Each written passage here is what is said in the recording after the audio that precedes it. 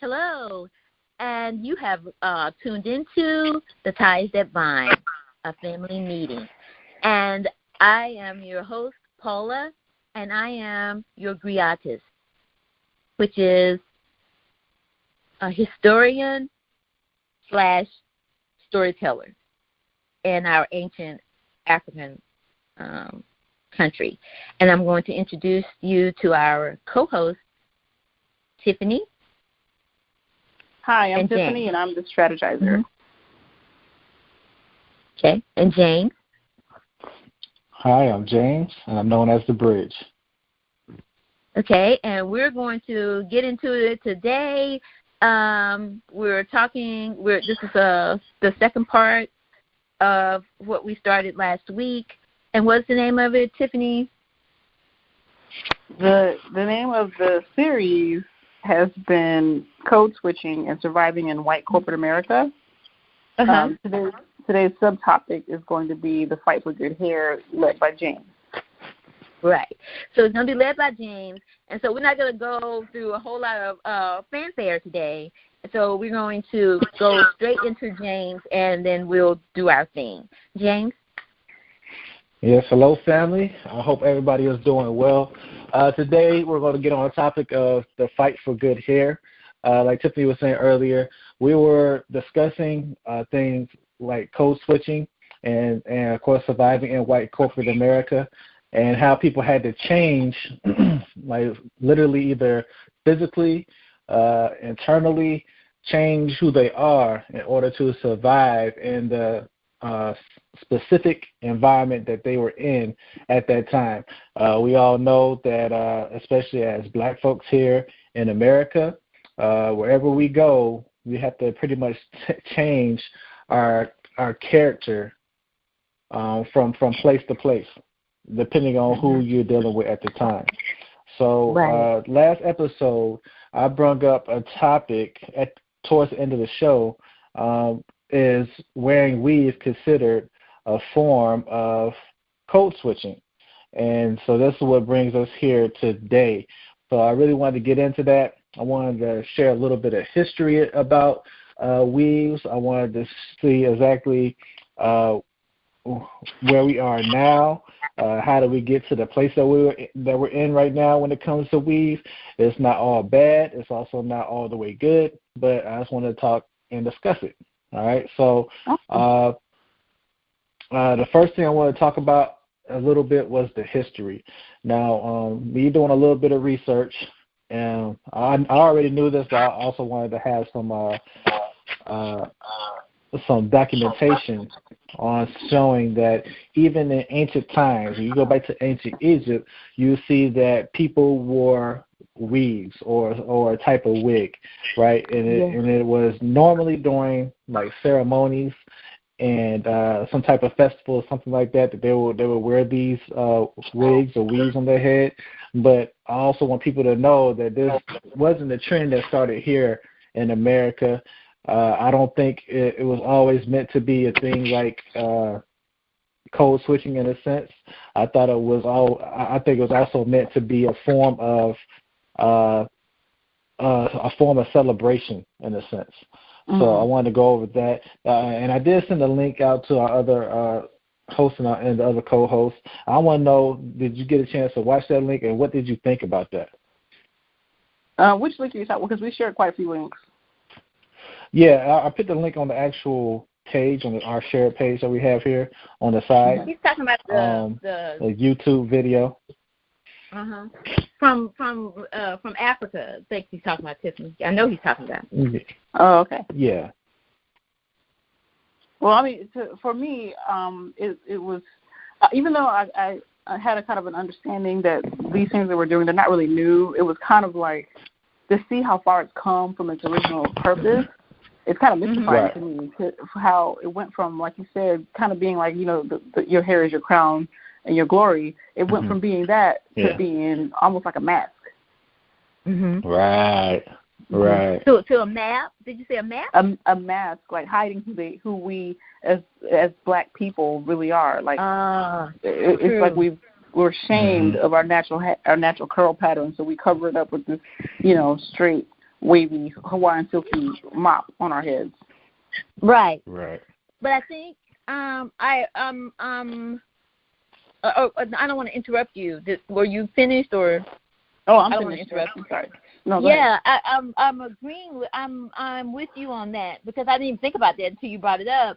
That is I didn't have the words for it, but it's gone from having a purpose to just the purpose now is because we have been shamed into what naturally grows out of our hair from the slavery times, and until now we're sort of like going into another era, and but it's still. I remember I'm gonna take it down to myself because I have worn weaves, but it wasn't because I was trying to hide my hair. It was just like I was trying to get another hairstyle, and I needed that to boost it a little bit. And then it got to the point where you would take it out, and then you looked funny, because I didn't realize that it really was taking your hair out. It was thinning your hair, right. And so that's why.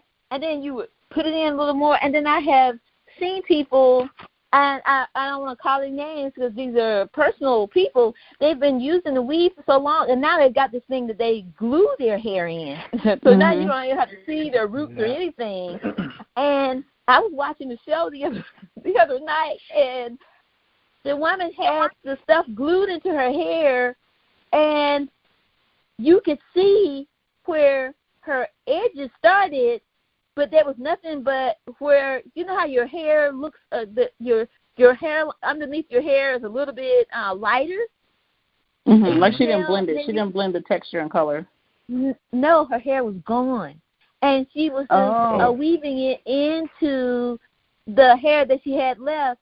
So her hair went from being close to the crown on your forehead to way back. And because now, and I'm just like, why are you doing this? What is this? And see what we don't. And I'm gonna go back, and I'm gonna leave this because I know James had a point. I'm gonna go back to what James was talking about, because he was talking about the ancient Africans and them wearing weave. Sometimes it was a lot of it. It depends on how much money you had and what class you were of how you wore the weave. And then the higher up, they had horsehair, the straighter hair, and then they had the point where they were braided and they would do stuff like that. But they call this the Orthodox. When they brought us here to this country, we practiced that original religion. And the women, they believed that the hair was, they didn't believe in hair per se, because it would get stuff in it, and you were constantly dealing with it and stuff like that. So the Orthodox people, even now the Orthodox Jewish women, they shave all their hair off and they don wigs, and that's what they did back then. And then it went from there to like, okay, then that's cool, then that's going to be. And now, then we get to America, they're telling you, you little nappy head, you little this, that, and the other, you little this, and everything was back to your hair color, your hair texture, your skin color, and your body. And now, all that stuff that they talked about us for having, well, we know that, we know that. So that was to me, even seeing that again, because I remember when I first introduced that in college, we maybe had 4 or 5 black kids in there, and they just swore I was lying. And I had a teacher that told me, I was just like, and the reason that she gave me that chapter is for, in her mind, let me give you the statement that she gave me. And I was just like, you're saying that all this came from Belgium and it came from here, there, and everywhere. I said, but this is the African influence. I said, where are the black people? Right. Where are the Africans? There were no black people at that time. And I was just like, okay. I said, she was a teacher. She was our instructor. I was like, then what did we do? Did we come out of the mud or something? So what are you talking about? And so I'm giving her the what for in front of everybody, and then all the black people got really quiet because I'm acting up, you know. And you make other white people feel uncomfortable. Go ahead. Yeah.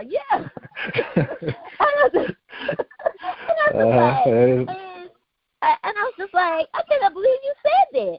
And so I'm telling her, I said, well, we did this, and that. And she says, no, I don't think so. And so when she gave us, and this was her scheme, she's like, I want everyone to take a chapter in the hour. And it was something we were talking about, cultures, and from the book. And then I want you to teach the class on that. So I didn't choose the chapter. She gave it to me. And guess what it was on? It was on the African thing. So she didn't know we had a house full of books and encyclopedias. And so that's what I did. I went home and I researched and I did everything. I even brought the book with me because you had to cite where you got it from, you know, to make sure that what you did, it was actual and factual. Right. And I got up there and I started talking, and everybody's looking at me like, oh, okay, here she goes again. Oh, my goodness gracious. And the teacher looking at me like, Then when I started telling her about the Nubians and who they have now, Wonder Woman is this now. What is she supposed to be? Amazonians. Yes. They called it something else, and then.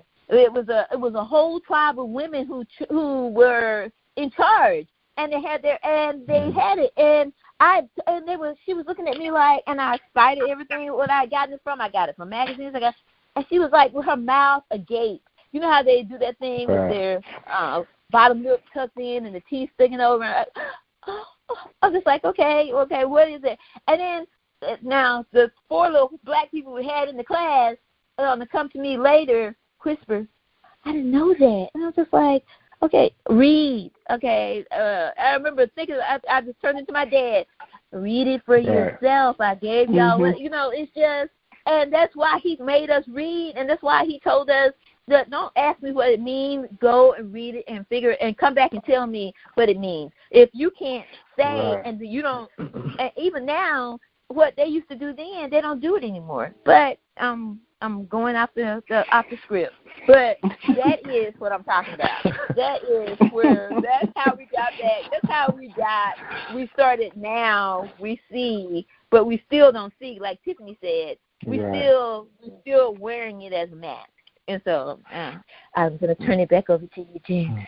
Right. Okay, so speaking of that, because I think knowledge is one of the keys that we definitely need to hold on to and to open the doors that we need to understand why we do certain things.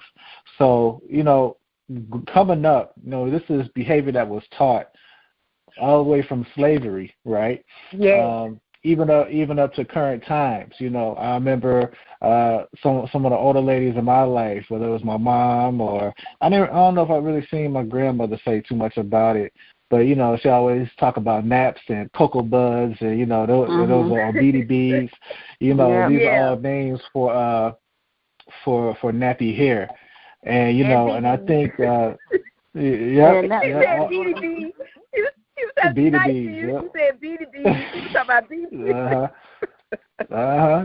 And these are words that we hear, and you just kind of, when you hear stuff like that, it makes you feel uncomfortable with your hair. So, I mean, with you guys growing up, and I'll start with Tiffany, how did you feel about your own hair coming up, and what were you told about your hair?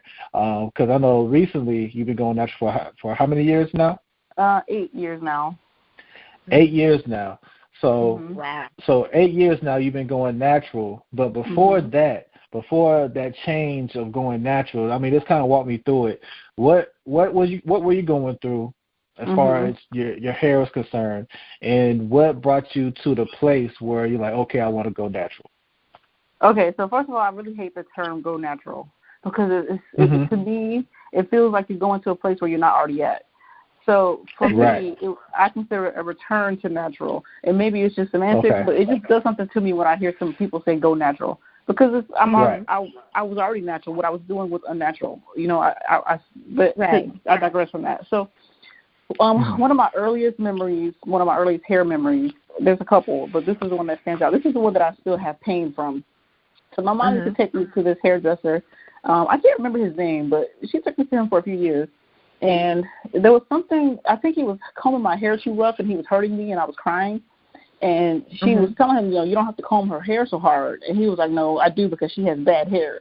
And that has stuck with me until probably until like 10 years ago, maybe even more recent than that I finally was able to let the pain go from that, because I was like 7 or 8. I was little. I was not like a teenager. I was a little kid. And he said that to me, and it's like I could feel the heat on my neck because I was so embarrassed when he said it. Right. And I believed that. And, my whole life, my mom, when I was a little girl, like 3, I had a jerry curl. And then from there, my hair was in relaxers. And then when my hair fell out, I had little weave ponytails all the time. And it's like my hair never got past a certain length, like really like past my chin, really. It never got any longer than that. It would always look cute when I got my relaxer. And then 2 weeks later, after the first time I got wet, it would just be a mess. Right. But I didn't know any better, because this is just what it was for little black girls. I mean, we had a few girls who maybe when I say a few, I mean like 1 or 2 that had never had a relaxer, and they always had long, pretty hair. But I always thought, and I was always told that it was because they were mixed or they had Indian in them or something like that. Because we grew up, the way we grew up, everything was black and white. Everything was black and white. Right. So it was almost like the other races didn't exist. All of our issues, everything went back to black and white. So whenever I saw a little girl that was brown like me with long hair, then it was because she's mixed. She got a white parent or a white grandparent. So I had a lot of issues. I was always uncomfortable about my hair because it always was a mess. I mean, it looked the way it looked. The way that it looked was typical for girls that I went to school with. We were all putting the same crap in our hair, and we were all getting the same result for the most part. So it was very typical, but I always was ashamed of how I looked when it came to my hair. And then as I started getting older and I started doing my hair on my own, then I started buying my own weaves and like making my own weaves, doing what I could to conform to what I was taught was pretty. Right. Which was loose curls or straight hair, or keeping it in braids so that people wouldn't see your BBs, cuckabugs. That's the one I always hear, cuckabugs. It makes my skin crawl to think that people said those things to me. So that's what I did all the way through my 20s. So when that changed for me, I actually deployed to Afghanistan. Everyone knows I'm in the military. And while I was there, first of all, I had a whole suitcase dedicated to just hair products. Because taking care of black hair is a lot of work. It's a lot of work. It requires tools. There's equipment. There's chemicals. Like there's all kinds of stuff that's required to try to keep it, somewhat reasonably decent looking. Straight. They were like straight, looking nice. Well, I get there, not realizing the environment that I'm going to be in. The water had so many chemicals in it that you could just smell the chemicals in the water. And within 3 weeks of me being there, most of my hair was gone. It broke off. Oh my God! So, wow. I was just doing everything that I could. Like I was doing, staying up all night when I should have been sleeping, putting braids in, just so I wouldn't have to be ashamed of the way that I looked. Right. And I couldn't wait to get home so that I could, try to recover my hair because it was gone. Like when I left, I had chin length hair. When I got back, I had some patches that were chin length, some patches that were just snap short. Through the time that I was there, our situation kind of improved. We got some better quality water. So I actually did regrow some hair while I was gone, but it still was in terrible shape when I got back. So fast forward, I left in November, so I came back in November. Flash forward to that November coming home. I'm trying to, I'm back in the world now, trying to get my hair to do something, but it was so badly damaged that nothing that I did would make it look nice. Like there was nothing I could do. And literally, I was crying. I was in a fit of desperation. I literally took my husband's clippers and I shaved my entire head. Oh, wow. There was no transition. There was no, thought process. I had no idea about people going, quote unquote, going natural. The whole phenomenon was lost on me at that moment. It was just the act of desperation because I was just exasperated with what the damage that had been done to my hair. Right. And when I tell you I never felt so free in my life, I kept my head shaved for like 6 months. I wore wigs because I was ashamed of my BBs, and I was ashamed of my cuckabugs, and I was ashamed of my boyish face because I looked just like my brother. So I wore wigs. But underneath that, as soon as I walked through the door, that wig came off, and I threw it in the corner, and I would just rock my bald head at home behind my closed doors. Right. And it was very freeing, and I learned so much about how much of my identity was wrapped up in my hair. And I'm usually not this much of a talker, but this is like a subject that I don't really talk about it a lot unless people ask me. But there was a lot of growth that happened. So, I spent 6 months. But the first thing that I noticed, and let me know if I go too long. First thing that I noticed was how terrible the condition of my scalp was. I mean, my scalp, I had like psoriasis, I had bald patches, my scalp was in terrible shape, and you would never know it until you cut your hair, until you shave your head. You don't see how bad the condition was. So that was my first goal, was to just get my scalp healthy. And I spent 6 months just babying my scalp. I kept my hair cut low. I rocked my wigs. And then I went to a school. I think it wasn't drill sergeant school, but it was another school that I had gone to. And I decided, okay, I'm going to let my hair start growing out. And I did. I let it grow out, and I stayed there for, I think, 2 months. So by the time I got done, I had enough hair to put it in some cornrows. I still wore my wigs. I don't think anybody realized that I was bald underneath there. But, I just kind of took my time to relearn my hair, and it was a really rough experience.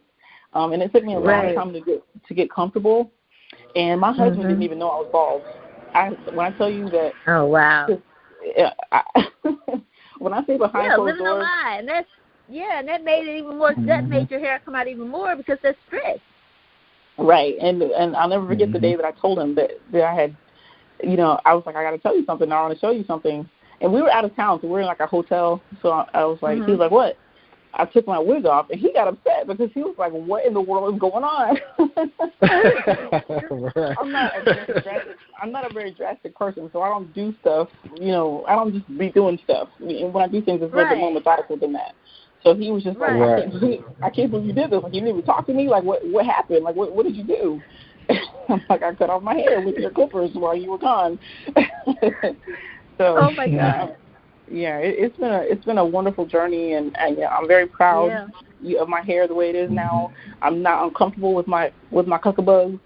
I feel them, I put my hand back there and I feel them, and I'm not ashamed of them. I don't care who sees them. Right. I will never go back. Right. Right. Right. I think that's important. And see, that's you growing into yourself, and see, and you had the ability mentally to say something's wrong and I need to fix this. But see, the women that I have, even some in my family, they will glue into their scalp before they will let you see anything like that. I'm not saying you go out there, you go raggedy. Like you said, you go and you buy a wig, but in the meantime, you start taking care of your hair. Because really that's telling you what it's doing to your hair is doing to your body as well.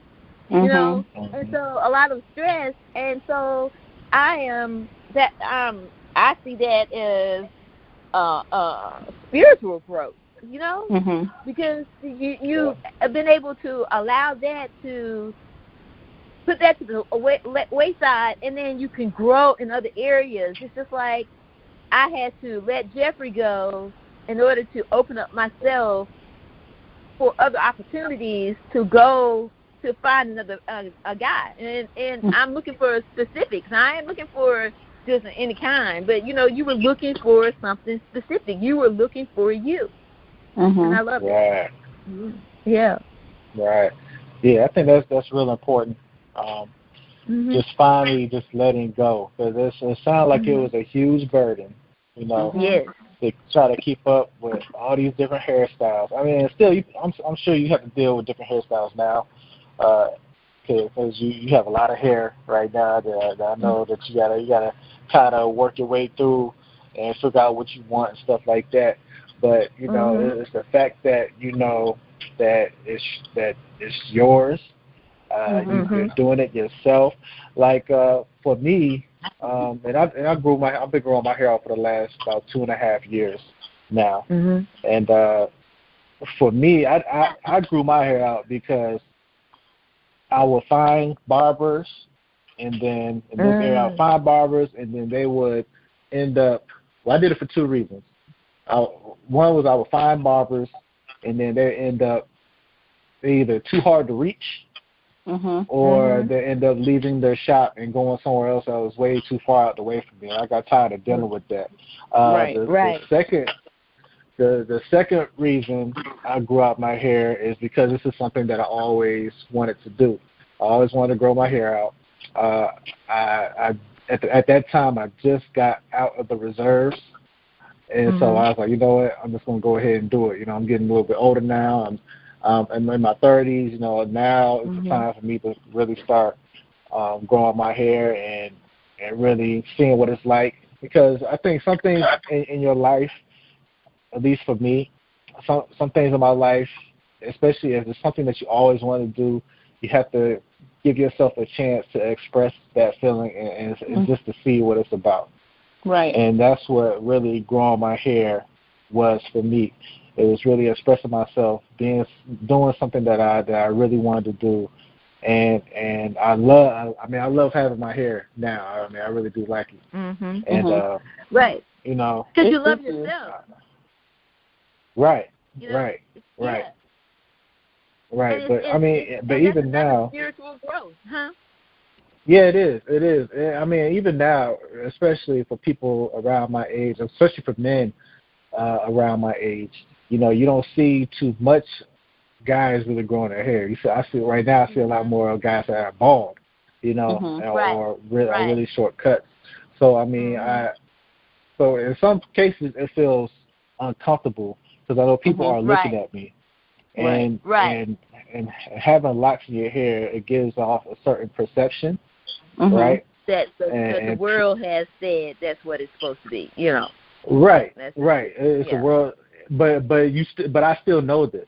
You know what I'm saying? It's not like I'm blind to it or I'm ignorant to what the world thinks about it. I still know this. So I know that people see me in a certain way, but it still feels good to get through all of the, I guess, frustrations of trying to grow my hair, going through different stages, going in and out of what I call ugly stages, when your hair just looks real crazy and there's really nothing that you can do about it.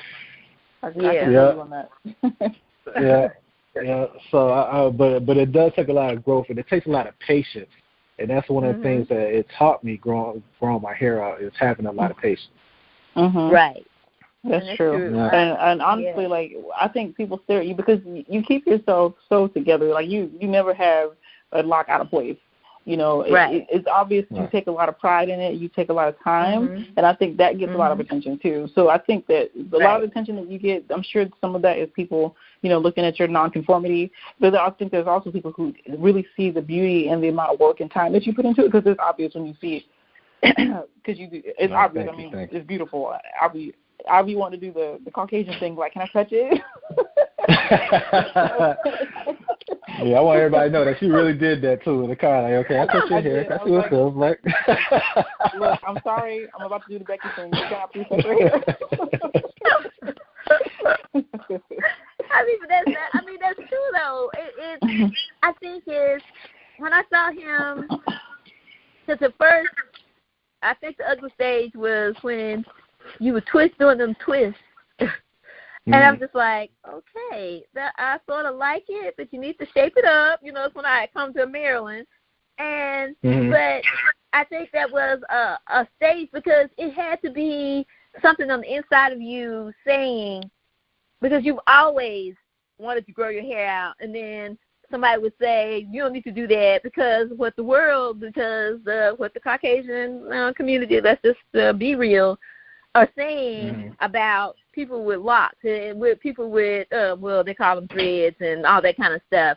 But when you see these people, they're more comfortable with themselves than the ones who are going to shave their hair every and to get it shaved and shaped up. And, you know, you can shape it up and you can make it look good, but you don't have to I need to put a scarf on my hair so I can get some waves. I want some waves. That's so you can have good hair. You know what I'm saying? Right, because you're feeding into that self-hatred. Yeah, you feed, exactly. And that keeps you I didn't realize. Go ahead. I was going to say, I didn't realize how much of that I had until I didn't have it anymore. Because, like I said, I didn't. A lot of women now, they transition, you know, they let their relaxed hair grow to a certain length, and then when they cut their hair, then it's not such a drastic change. I didn't have that. It was like noble, this is who you are now. And so there was a lot of really quick adjustments that I had to make, and a lot of realizations that I had to make about myself and my opinions about my hair, my identity, and black women in general, because I had a lot of baggage that was on me that was tied up in my nappy roots. I had a lot of baggage. And it took a long time. Well, no, I'm saying it as a figure of speech. You know, I'm saying it as a figure of speech. Because honestly, my hair's not nappy. It's just really tightly coiled. You know, and I understand that, but at the time, I had the language. I only had the language that I was given. Yeah, you can do anything with it.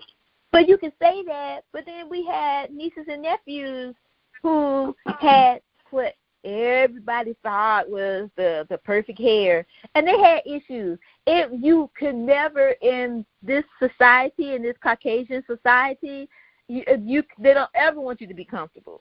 It's the mere fact that you have melanin in your skin, they're going to find something. And I remember, who was it? Madison. She was telling me something, and she had come to Dallas to stay with me. Dad had gone, he was in Iraq or somewhere, and I forget what country, so I'm saying, or somewhere. But I'm saying my whole goal is to say that they were there with me for a summer. And she was going through something, and she said, because, see, my hair is not straight because she has, I call my brother is, and I would tell him this, I'm not telling you something I haven't told him from the beginning. He has the United Nations of the family. He had the Asian child, he had the black child, he had the white child, and not Maddie, what's her name? Oh, my God. She was blonde hair, blue-eyed. You know who I'm talking about. I can't think of her name right now. You're talking about Allison. She was Allison. Yeah. Allison was the quintessential white girl in everything. I mean, but she was she never had that hang-up because she grew up around so many different people. And I always tell Kim, you need to keep them like this. Don't let the world decide who is what they are. You know, just this is a blessing. You don't know what this is. But I was talking to Madison, and I don't want to get off to what I was trying to say. And she was just like, well, you know, my hair is not straight, and I can't. I was just like, I said, you have, and she had a head full of beautiful black hair, and I was just like, Madison, you have a head full of beautiful hair. I said, what are you talking about? And she didn't know. And so what I did was, I said, your hair can be straight, it can be curly. I said, and you don't have to do anything to it. I mean, not really. I said, you can do what you want to do with your hair. And so we were talking about it. And so I would always flat iron my hair when I went somewhere because I was trying to be, what do you call it? I was trying to fit into the Caucasian, what they felt was beauty standard. The standard, you know. But I would always flat iron my hair. And sometimes I would braid it up or, you know, I would do whatever. So I flat ironed her hair. I was just like, now, I haven't put chemicals in your hair. I haven't put anything in your hair. I said, now, what are you going to say? I said, what do you think now? I said, you can go from curly to straight without killing and it was just like a whole world change. But she still had that thing, that stigma of being a black girl with curly hair that it curled up. But then when Allie and Zanita came, I remember they came down to Maryland and they stayed with me for a bit. And so we didn't grow up. The Caucasians grew up with their hair just all over their heads. Black people didn't do that. You know, because I remember my grandmother said, if your hair is loose all over your head, that's where your mind is too. You need to. So they came over, and I put what do they call it? It was a braid, but it was like what do they call it? Not a cornrow, but it was, they call it whatever they call it. I put 2 on Madison's hair, and I was just like, come on, Zanita. And I'm just like, how am I going to do this? Because her hair was a bone straight. So I sprayed it, and I put they had the same. I put the 2 same braids in her hair. I said, Allie, come on. What are you going to do? I was just like, you're not going to be walking around here with your hair just loose like this. I said, you're not a grown woman. I said, you're a child. I said, Madison's got her hair done, and Zanita's you're going to do yours too. So I sprayed it down because I knew that it wasn't going to stay. So I sprayed it down with some water. I braided it up, and she would turn into a totally different child. Madison turned into a totally different child. And so they all went where we had to go. We would get in the car, we would go somewhere, and people would look at me, and they were just, because they were saying, Auntie, hey, Aunt Paula, can we do this for, and I was just like, and they were just like, that's your aunt? And they're looking at Zanita, and they're looking at Allie, and they're looking at, they knew that probably Madison could possibly be mine, but then you got the blonde-haired, blue-eyed girl, and then you got the Asian girl, and I'm just like, oh my God! But I didn't treat them any different, and that's the way the world, in a perfect world, that's the way it should be, but it's not. But if you don't teach them this thing, and my goal with Tiffany, when Tiffany would come, I stopped. I was just like, I don't want to put this in. I don't want her to think that weave is the way to go. So I started doing little things in her hair, and then she would get the mirror and she would look at it. Oh, I said, which one? You like that? I said, you want me to do it another way? I like it. I was just like, oh, okay, this is good. But you have to give that to your children. And one person's hair is not going to be the other person's hair. But you can all make them comfortable in having your hair just loose. That's not. But that's that is it's a thing that they hold over you to say that their hair is better hair because they can do X, Y, and Z. But then if you're gonna say that, then I don't get life. So. What do you? Well, that's not true. Black people can't get life. That's a common misconception. Have you ever seen a black person with life? Really? Yeah. Seriously. Who? I mean, you want me to give their name? I'm not going to put people. No, you don't give their name. But where were they? Were they living here? On Earth, yes. Black people get life. They get life. All right. I mean, at the top of the, when it comes down to it. People, there are cases where people try to make black people feel uncomfortable about their hair, which that is true. But when it boils down to it, if everybody was comfortable about their hair or themselves, you wouldn't have any of that. You see what I'm saying? Exactly. So I think the main goal. Yeah, and I think that's what you're trying to say. Your main goal was to help everybody be comfortable with themselves, and on top of that, be comfortable with each other and their differences that they clearly have, but they might not understand, because they're so young. But they know that there's a difference, though, Exactly. And then you'll have people around you who will make that change. But if you give them the answers that they need to have, then they'll have something back for you. I remember they would always say, "Oh, you're such a pretty girl. You have such beautiful hair. You so this," and I'm just like, and I can read too. I can spell and I can do. There's more to me than you keep talking about my freaking hair. But it was, and I'm not telling you. They said it was good. I didn't think it was no good hair. And I watched it one time. That's how I knew it wasn't good hair. But I watched it, and I got tired of combing it, and I was just like, oh, I'll just lay down, and I'll get up in the morning, and I'll do what I need to do. And it was not. That didn't happen. I was to get that comb, and I couldn't get, because my hair was very, very thick. It was very, very long, but it was very, very thick, and then you're going to lay on it, and then it's getting tangled up, and it's doing all this stuff. And my mom was, And you all don't remember, but my mother used to be in the hospital all the time. I remember one time my mom went to the hospital and she was in there for like a year, and so we had to, and we'll talk about that in another subject, because we need to talk about that, because this last about her life as before she passed, it was. I don't want to talk about that because that's a long story. But I remember if I got it wet, okay, I could comb it.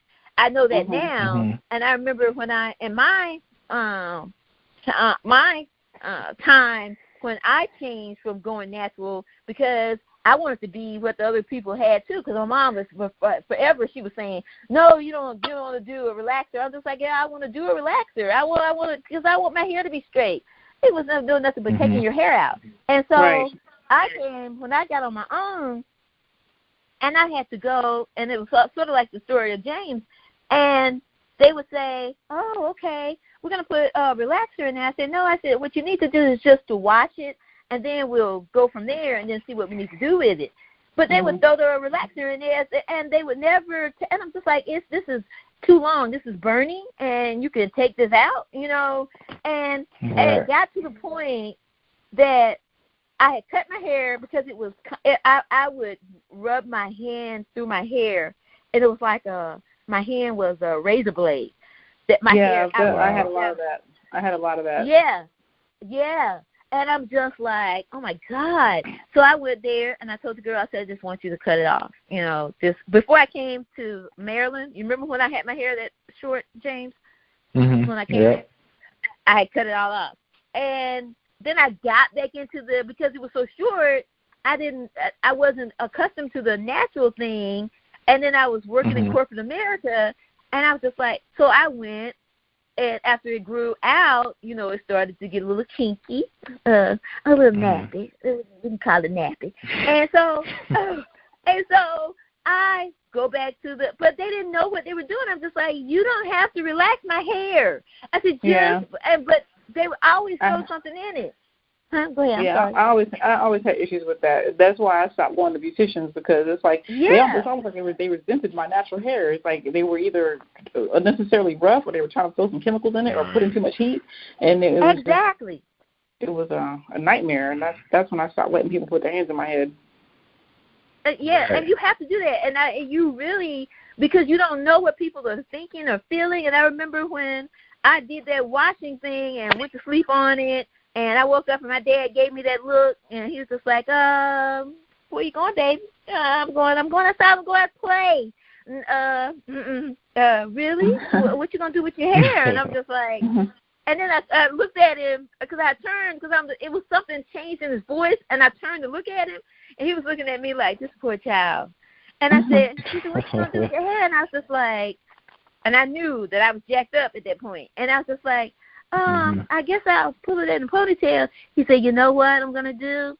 I'm going to call your Aunt Rose, and I'm going to send you down there for her to, and for people who don't know what we did, what the white people did, they literally put an iron to their hair to do, because they would go and get it curled, and then to get it straight, they literally put because the curls gave them more body. And so, but we went down there, and Rose, oh my God, and I'm tender-headed, and for those who don't know what that means, black people do, I was very sensitive. My scalp was very sensitive. Hey, Rose, slap that grease up in my head. And she threw that hot comb in there. I was just like, oh my God. I was like, ooh, that's the girl. I said I could hear it popping. I could hear the grease popping. Yes. And I was like, she's like, girl, that's not this hot comb. I was like, Rose, you burning me. That's not this straighten iron. It's that grease. It's the, she said it was. I was like, no, either way, I never understood that. My mom used to do that to me, and I'm like, it doesn't matter if it's the hot comb or the grease. It's still 4,000 degrees. It's hot. Right. Exactly. And oh my God, I was just like, and I got home, and I was just like, Daddy was, and he smiled, and I was just like, okay. So at that point, the burns didn't feel so bad. you know. And I think I went and I what did I do? Because she straightened it. Did I put rollers in there? I did something. She straightened it and she left it down. My mom didn't do that, so I was just like, I was feeling like a grown up, you know. I thought I went to school the next day because I had a head full of hair, and I've never worn it down. My mom would always braid the top and put it in a ponytail and braid it, and then she would braid the bottom, put it in a ponytail, and then she would wrap the ponytails around each other, so you never knew nobody never knew what my hair was like. So they were just like, is that a wig? Is that a weave? And I'm just like, no. And then they started, and then the white people wanted to put your hands in the head, and I didn't care at that point, you know, because they just wanted to feel it. And I'm just like, and the black people were like, oh, you think you're white, you Oreo, you this, that, and the other. And I'm just like, oh my God. It was just like, it was a nightmare, you know. But our hair is something, it ain't nothing to play with. You know, and you know, you never heard about people washing people's feet with their hair till they got to the Greek side of the Bible, and all of a sudden they were talking about the white people. You know, that it was that they took the black people out of the Old Testament because you knew that's what they were talking about, whether you wanted to believe it or not. And then you wanted to be that, you know, because that has to be, and then they're telling you that you're this, that, and the other. But it was a nightmare. It was a nightmare of you trying to, because all my friends were white as it was, because the white people would take you as you were. Let me call them Caucasians, because to me, when you say white, you're talking about different people when you say white. But the Caucasians my Caucasian friends would take me as I was. They weren't trying to make you better. They weren't trying to make you worse. However you came, that's what you were. So let's talk. So let's talk about that a little bit. You know, because it's almost like, who are you trying to impress when it comes down to it? Because and I experienced the same things as you experienced. I actually experienced more hatred from black people in the way that I wear my hair, right, than I experienced it from, let's say, Caucasians. It's going to stay with the same time. From Caucasians, right? So, you know what I'm saying? So who are, you know, when it comes down to who are we trying to impress, you know, and why is it that when we're trying to develop ourselves, especially within the black community, when it comes to our hair or trying to renaturalize ourselves with our hair, and you know, why do we get so much kickback? You know, because I know as far as I have an opinion on this. So for me, and I hope you got your entire question out, but for me, and I don't like to think so narrow as just black and white, because the world is bigger than that, especially nowadays. Yes. I think that other nationalities, for them now, it's just a curiosity, and they don't really have enough of an understanding to have an opinion one way or another. I mean, they may think it's quote-unquote professional or quote-unquote unprofessional, but that's kind of the limit, because they don't even have the language to talk about it with us. Right. And at the same time, we are striving to fit into this mold that they told us is quote-unquote acceptable, but at the end of the day, we are each other's toughest critics. Yes. Right. You will, you know, no matter what I do with my hair, I go to work, the other people will be curious about it, but it's the black women who are going to be judging me because of what I've done or didn't do. Exactly. But they're not judging your appearance. They're judging they'll say, who does she think she is? And how do you know? You don't know what I'm thinking, because guess what? You're not in my head. But it's all about, and going back to James' question, I mean, not that you did, that got off the question, but going back to thinking about that, it's a lot of it is because they have not accepted themselves. It's a slavery. It's a slavery here, everybody. But then when you have the audacity, and see, we grew up a little bit different than most people, and I have to say, I have to continue to say that, and people are going to look at us differently because we had a different mentality. And so then they're going to think that we thought that we were one thing when we were something else, and it wasn't that. So then right, you I have to agree with you on that. Yeah. And so you have to continue. Huh? No, I'll let you finish up, but I do have to say something. Go ahead. Go ahead. No, because Al, you know me. Okay, all right. So, but yeah, I have to agree with you on that because I think this goes all across the board.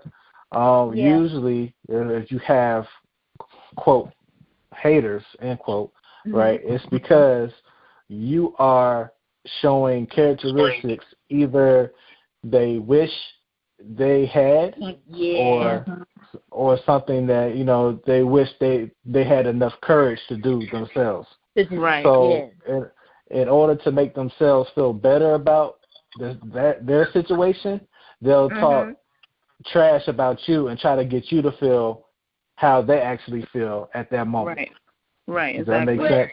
But they don't just go at you by themselves. They try to get everybody else on board to go against you because their whole goal is to break you down. Yeah, of course, because even feeling like that is a weak characteristic. Yeah. Okay. When you're just hating on somebody for something else they're doing, then of course they're gonna try to get more people to kind of justify what they're saying, and of course they're gonna get people who are just like them. You know what I'm saying? Not willing to take those steps. You know what I'm saying? Because it's easy. It's really easy to talk trash about somebody else, right? It's harder to actually go through the pain, right, and go through the suffering, and then finally achieving the goals that you want. You know what I'm saying? That takes work, right? Especially when it comes to hair. Exactly. So yeah, I totally agree with you on that. Totally agree with you. Yeah. And I think we got like. Go ahead. I'm just gonna. We have like 15 minutes. I just wanted to say that so people won't think we're trying to cut, we're trying to shorten it. But I know you guys have to go to work in the morning. But this is something that we need to, because it goes from one thing to the next, and it's because we are uncomfortable with ourselves that we are, even now it's still we're trying to. Now I'll don a Spanx because I don't like stuff jiggling. I will don a Spanx, so help me God, if I have to.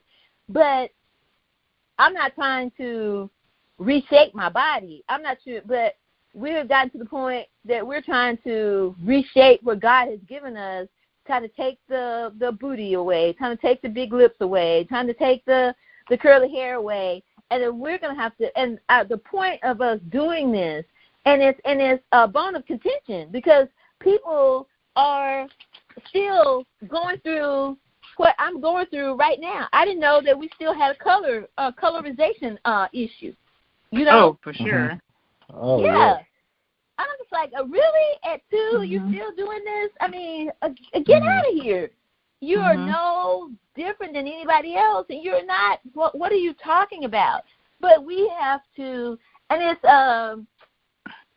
something that it's something on the inside of us, and it's because we don't see ourselves on television. We don't see ourselves. We don't have somebody around us to show us a different way of living that we can be better. That's so important.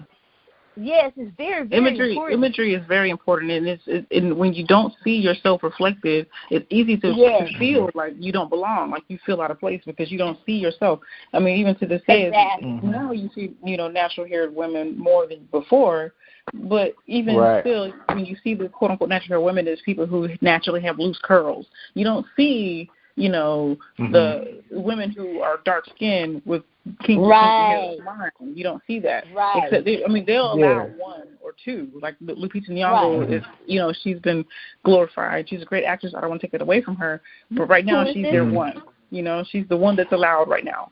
But you don't see much more than that. Yeah, and that kind of gets onto my oh, sorry, go ahead. I know. She said somebody, and I missed the person that she was talking about. Lupita Nyong'o. Oh, okay, yeah, go ahead, yeah. Yeah, Yeah, and that kind of brings me to my next topic. Like when it comes to imagery, you know, and when you do see black folks on TV, you know, it's always the black folks.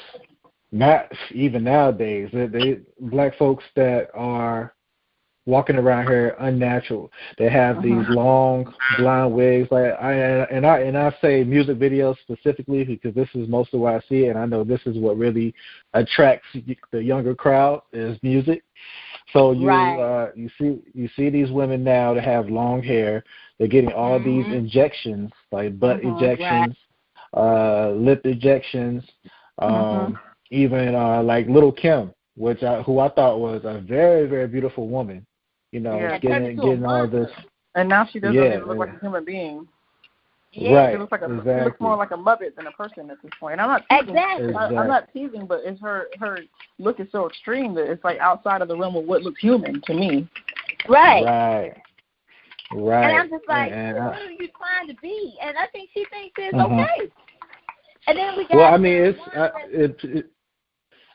I mean, to them, especially in this industry, this is what they're told is this is what beauty is. You know what I'm saying? So in order to keep up and to maintain, and especially as a woman, when you hit a certain age, you believe that you have to continue to look like you did in your 20s, which you know, so that's not possible. You know what I'm saying? You have to grow, you have to mature, you know, you don't have to hold on. You can still look beautiful even as an older woman. There's a lot of beautiful older women, you know, that are still in the industry, you know, and kept themselves or renaturalized themselves or whatever, you know, and still look good doing that. You know, you don't have to do you know, I just want people to know you don't have to take these extremes to look beautiful. And the fact is, if you're doing it for like a guy or something like that, you think men care. Most men do not care at the end of the day. We do not care. Really, you know what I'm saying? They'd rather you have a little pooch because they like that. They rather you have boobs. They like that. They rather you. It's all about how you carry yourself. They're looking at that. Yeah. They're looking at the way I see it. But you're right, James. You're the one that needs to be talking about that, not me, though. Yeah, I mean, every guy has their own thing. Everybody likes what they like. So I mean, some guys like skinny girls, some guys like bigger women. You know, some guys like more athletic women. You know, it's all about their preference.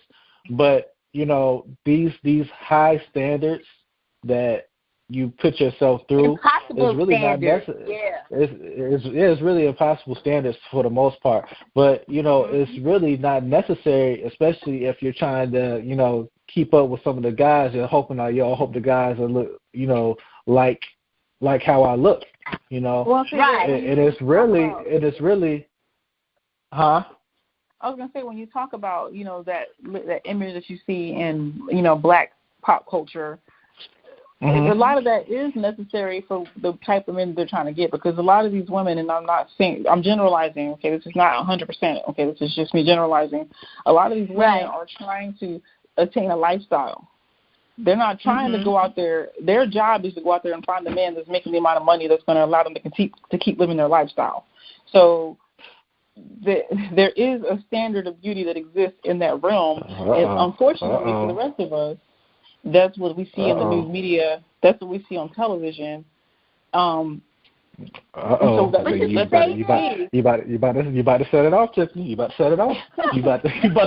You about to pull some strings out here.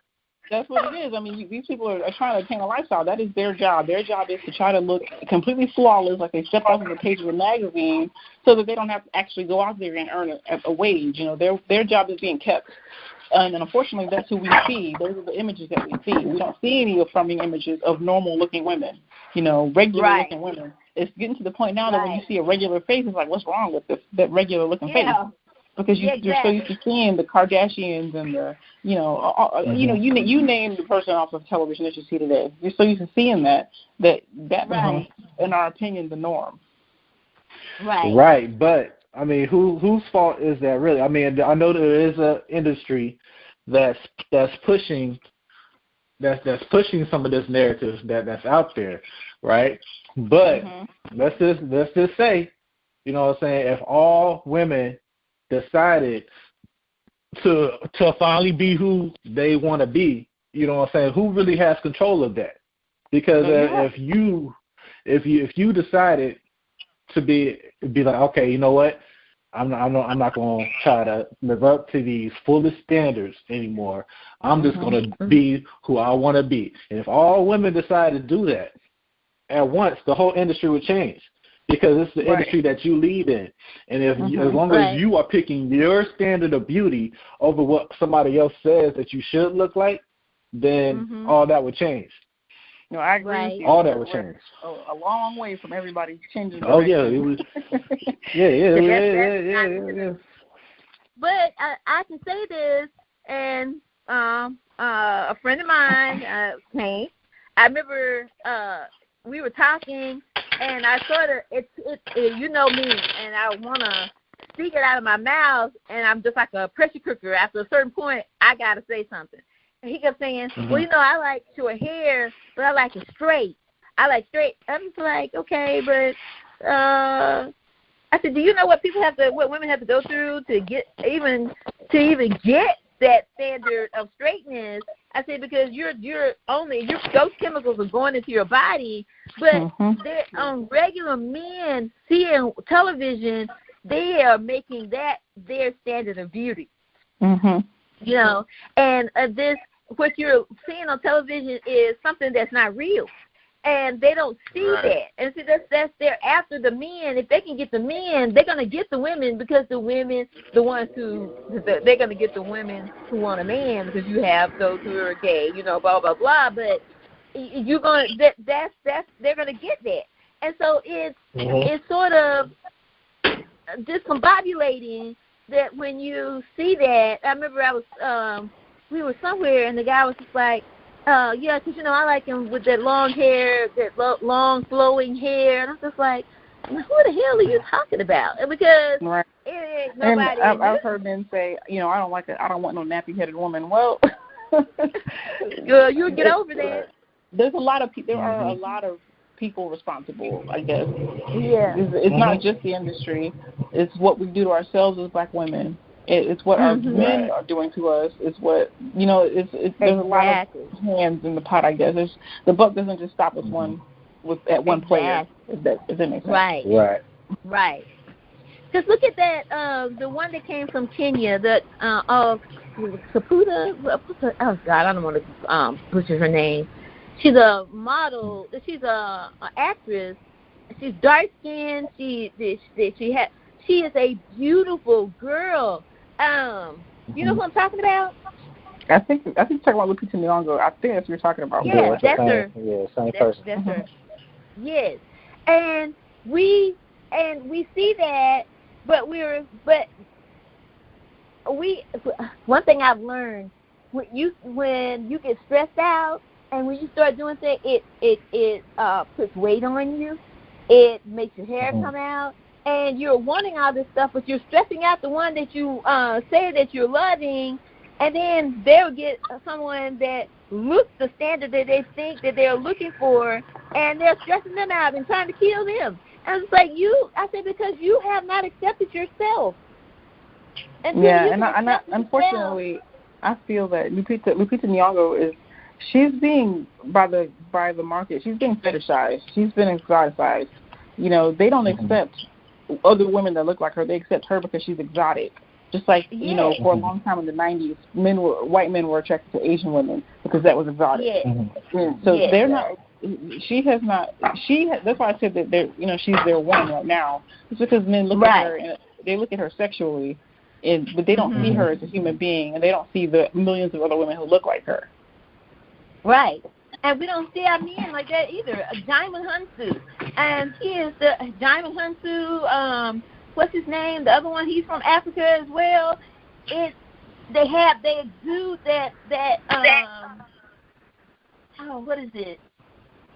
Like when you're confident, they exude that confidence. because they grew up with their own people. They grew up knowing who they are, and we think we're going to get with them and we're going to change them. These men are hard enough there. You are going to conform to it, or they're not going to get with you. And it's just we have got to see the beauty of ourselves. And I can't stress that enough. It's not looking a certain way. Right. So right. I agree. So yeah. So I really enjoyed this topic here. Yes. I think it was real informative. I think we had a lot of points that we need to hit. And I hope the message was able to get out there, and I'm sure it will. And yes. And on that note, I think it's about time to close it out. Yes, and I hate that. I hate we're having to leave you. Yeah. We enjoyed you. This is what we do on a daily basis. We love to talk. We grew up doing this and reasoning with each other. Not just we had our stigmas. We had this color issue. That's just part of the thing. But we loved each other, and right. That's where I want to take out to the world is the love. It's not a sexual love. It's a what is it? Something that when you're when you're married to someone and you take that vow and you have to do it for life. That is something that you do for life. You may get mad at them, but that love is always there. And it has nothing to do with the blood link. It has to do with you making that commitment to it. And so we're going to say this, and we love you. We hope you all enjoyed yourself. And we're I'm going to turn this over to them and to end it over. But I wanted you to know that we do on our podcast, we do have a spot that you can get on there and say what you want to say or become a part of our just to have something to say about it. And we're looking at doing once a week a live episode. So tell us what you think. And so I'm going to turn this over to James, to Tiffany, so she can turn it over to James, and we can say adieu. We love you, and you have a blessed night. Tiffany. Thank you, Paula. Actually, she said what I was going to say. We do invite you to give your opinion. Tell your story. Tell us about what took you back to natural. I'm curious to hear what you have to say about that. As I mentioned last week, you can email any one of us by clicking on our pictures. If you go to tiesthatbind.com, you can click on any of our pictures and you can email us directly, or you can comment at the bottom of any of our videos or podcasts. Just go down to the bottom, comment, leave your opinions, your point of view, your story. We love to hear from you. Thank you. Good night. James? Yeah, I'd like to end this meeting by saying we all go through our different trials and our different tribulations through life. I think the most important thing here is really understanding who you are, and sometimes that might start with your hair, and I think it was good that we were able to go hit this subject today because, you're going to be faced with adversity no matter what you do. Even if you walk in there with a weave on, a wig on, makeup on, you're going to have problems regardless.